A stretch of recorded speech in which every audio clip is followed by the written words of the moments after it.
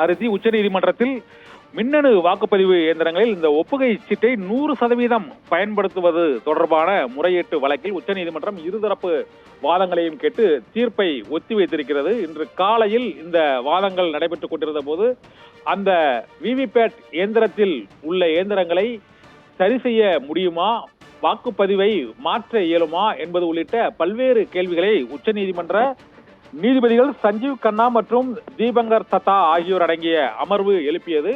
இந்த சூழ்நிலையில் இன்று பிற்பகல் 2 மணி அளவில் தேர்தல் ஆணைய அதிகாரி இந்த விவிபேட் இயந்திரத்தை முழுமையாக 100% பயன்படுத்துவதில் உள்ள சிக்கல்கள் என்னென்ன என்பது தொடர்பாக விளக்கம் அளிக்க வேண்டும் என்று வலியுறுத்தி இருந்தது. இந்த உத்தரவுக்கு இணங்க இன்று தேர்தல் ஆணைய மத்திய தலைமை தேர்தல் ஆணைய அதிகாரிகள் உச்சநீதிமன்றத்தில் ஆஜராகி விளக்கம் அளித்தனர். இந்த சந்தேகங்கள், விளக்கங்கள் மற்றும் இருதரப்பு வாதங்களையும் கேட்ட நீதிபதிகள் மின்னணு வாக்குப்பதிவு இயந்திரத்தில் 100% விவிபேட் ஒப்புகை சீட்டு இயந்திரங்களை பயன்படுத்துவது தொடர்பான வழக்கில் தீர்ப்பை ஒத்திவைத்து உச்சநீதிமன்றம் உத்தரவிட்டிருக்கிறது.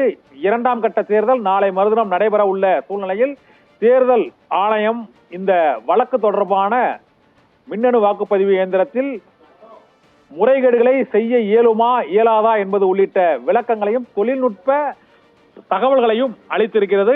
இந்த வழக்கிற்கான தீர்ப்பை, இருதரப்பு வாதங்கள், தேர்தல் ஆணையத்தின் விளக்கம் ஆகியவற்றை கேட்ட உச்சநீதிமன்றம் தற்போது ஒத்திவைத்துள்ளது.